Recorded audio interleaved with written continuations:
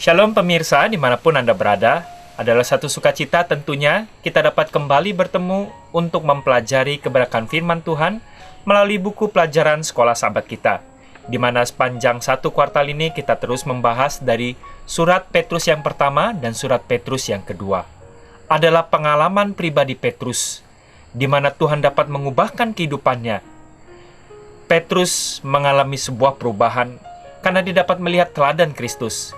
Kemudian Yesus memanggil Petrus, "Gembalakanlah domba-dombaku." Hal yang sama merupakan suatu pengharapan juga tentunya kepada kita. Tuhan memanggil dengan panggilan yang sama kepada masing-masing daripada kita. Untuk itu biarkanlah pada hari ini kita kembali mempelajari mengenai apa yang Tuhan ingin agar kita dapat mengerti melalui pengalaman dalam pelajaran sekolah sahabat kita yang dapat juga merubah kehidupan pribadi lepas pribadi kita. Sebelum kita mempelajari, undang setiap anggota keluarga kita dan jangan lupa juga siapkan Alkitab berada dekat kita sehingga kita juga dapat membaca secara pribadi ayat-ayat yang kita akan bahas dalam pelajaran hari ini. Judul pelajaran kita pada hari ini adalah Kasih, Tujuan Kebajikan Kristiani. Pelajaran yang pertama yang dapat kita baca, kita sama-sama dapat membuka Alkitab kita dalam 2 Petrus 1 ayat 5 sampai ayat yang ke-7 yang merupakan ayat inti kita sepanjang satu minggu ini tentunya. 2 Petrus 1 ayat 5 sampai yang ke-7. Saya akan bacakan. Dalam 2 Petrus 1 ayat 5 sampai ke-7.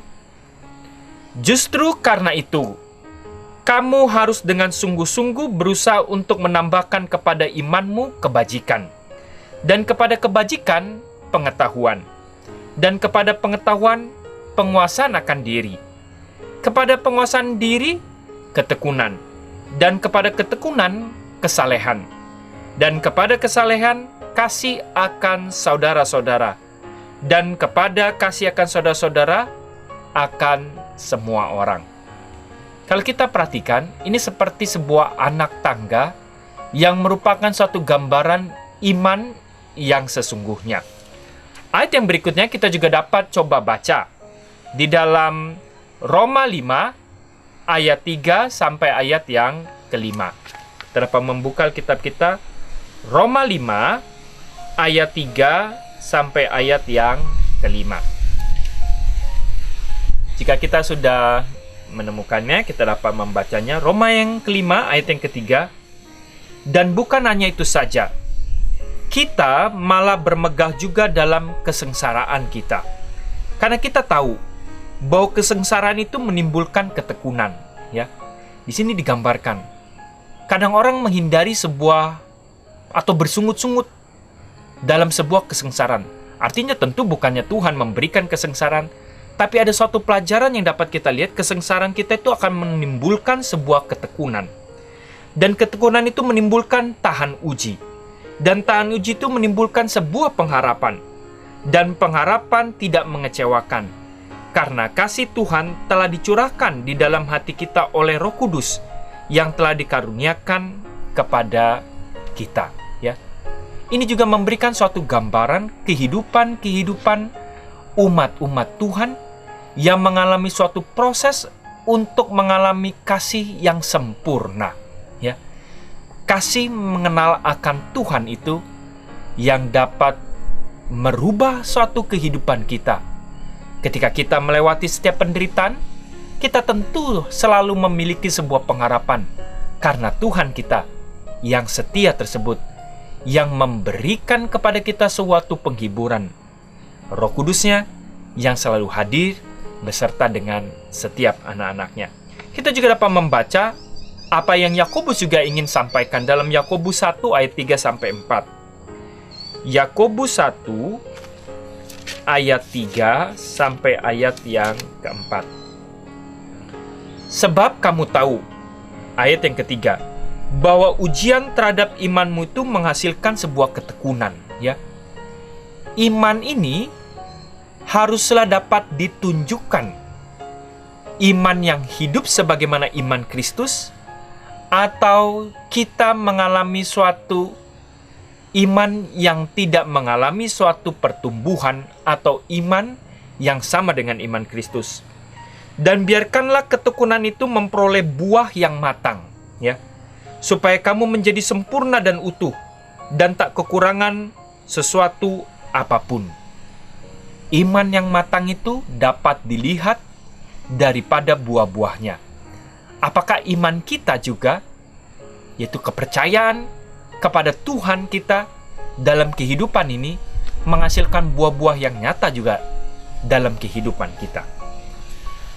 Adalah hal yang lazim di antara filsuf di zaman dahulu, ya, khususnya juga yang sudah dimulai di era ketika Petrus hidup, Yesus juga hidup, banyak para filsuf-filsuf juga yang pernah hidup. Jadi para filsuf di zaman dahulu, dia juga membuat daftar perbuatan kebajikan. Ya, menjadi pertanyaan, apakah hal yang sama daftar kebajikan yang dibuat oleh filsuf-filsuf tersebut dengan apa yang ingin juga diangkat oleh Petrus melalui pelajaran kita? Daftar tersebut sering disebut juga sebagai katalog kebajikan oleh para filsuf tersebut. Dan ada beberapa contoh yang kita dapat tadi baca juga, sepertinya adalah seperti katalog kebajikan, ya, yang dimana kita baca dalam Roma 5 ayat 3-5, Yakobus 1 ayat 3 dan 4, ya. Adalah sangat mungkin bahwa pembaca kitab Petrus akrab dengan daftar-daftar seperti itu, ya. Tentu orang-orang yang hidup pada zaman Petrus itu juga sangat akrab dengan daftar-daftar katalog yang dituliskan oleh para filsuf-filsuf yang hidup pada saat itu. Meskipun tentu kita harus mengerti ada perbedaan yang menarik, ya, antara apa yang disampaikan oleh filsuf dan yang disampaikan oleh Petrus di dalam daftar kebaikan tersebut.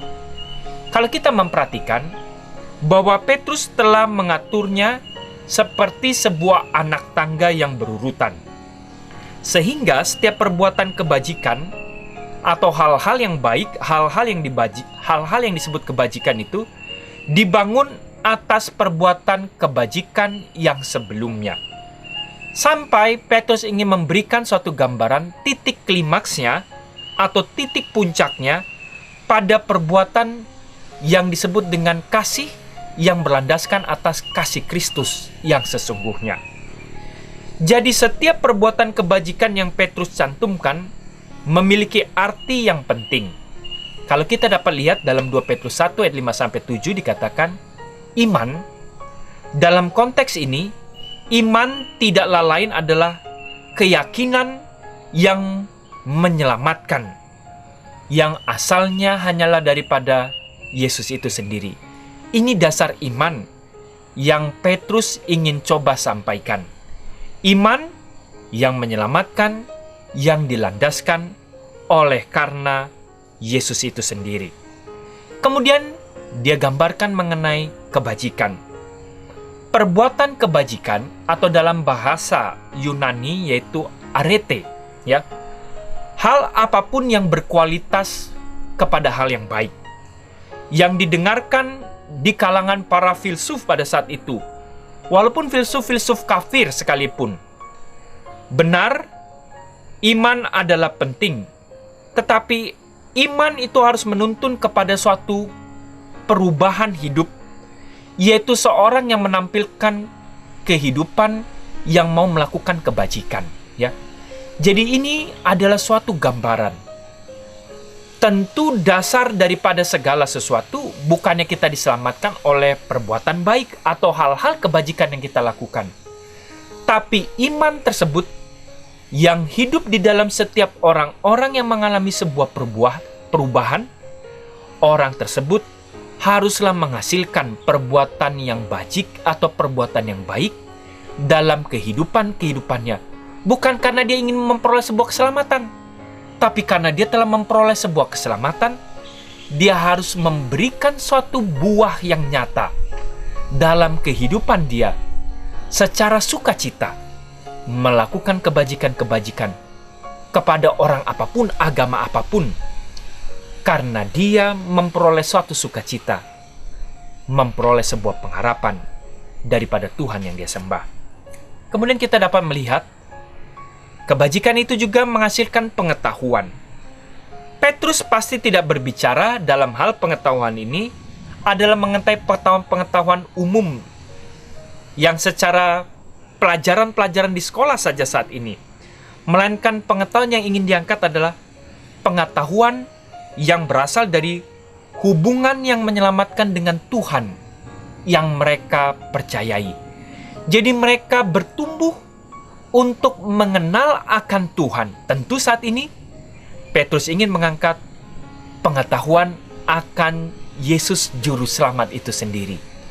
Jadi kita harus mencapai suatu titik yang terus bertumbuh agar kita dapat mengenal akan Tuhan yang kita sembah tersebut. Kemudian dia angkat pengetahuan itu akan menuntun kepada penguasaan diri.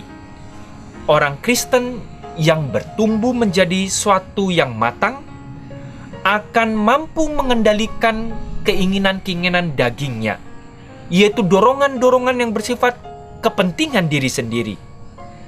Dorongan-dorongan yang menyebabkan kehidupan yang tidak peduli terhadap orang lain, kehidupan yang berlebihan, yang hanya berfokus kepada diri sendiri.